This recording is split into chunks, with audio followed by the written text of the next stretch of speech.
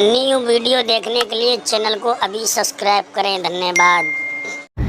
जब यमुना मैया का जल स्तर बढ़ गया है, अब तो भगवान कन्हैया को लेकर के वसुदेव यमुना मैया को पार करने के बाद आज कन्हैया को लेकर के रात में वसुदेव जी भी मथुरा से गोकुल में आ गए।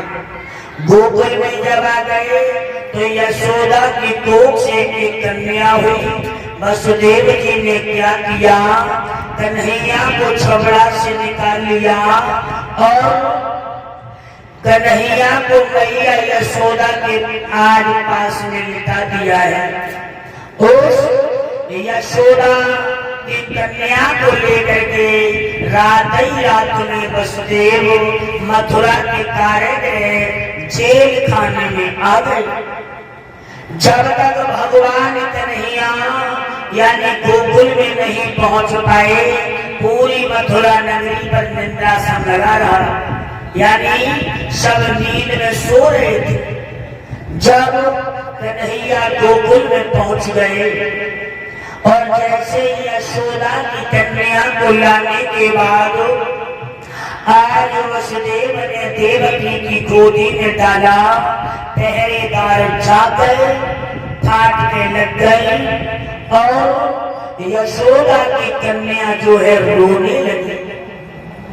जब यशोदा की कन्या रोई है, रोने की आवाज जेल के पहरेदारों के कानों में पड़ी तो कंस ने ये कह दिया था कि कोई बच्चा अगर रोने की आवाज सुनाई दे तो हमें अवगत कराना। पहरेदार जो है भाइयों आज दौड़ा दौड़ा भोजराज कंस के पास में पहुंच गए। जवाब दिया, महाराज की जय हो। महाराज, जिस आठवें बालक की तुम्हें प्रतीक्षा थी वो आठवां बालक यानी पैदा हो गया है। लेकिन भाइयों बहनों, किसी को ये नहीं मालूम था कि जो कंस का जो काल है वो तो रात में वसुदेव जी ने लाला कन्हैया को छबड़ा में गोकुल में भिजवा दिया है। भगवान कन्हैया के प्यारे भक्तों, उसी समय क्या हुआ, आज भोजराज कंस दौड़ा दौड़ा जैसे जेल खाने में आया तो क्या देखा, मैया देवकी जो है बिटिया को गोद खिला रही है। भोजराज कंस ने देवकी के 6 बालक मार दिए। साथ में हुए थे बलराम जो कि वसुदेव जी की एक पत्नी और थी जिसका नाम था रोहिणी। भाइयों, 10वें हुए थे भगवान श्री नारायण। इनका देवकी का दिखावटी रूप में तो गर्भ बताया गया है, लेकिन ये भगवान माँ के गर्भ से नहीं हुए, ये केवल अवतारित हुए और भगवान कभी जन्म नहीं लेते। क्यों? भगवान का केवल अवतार होता है।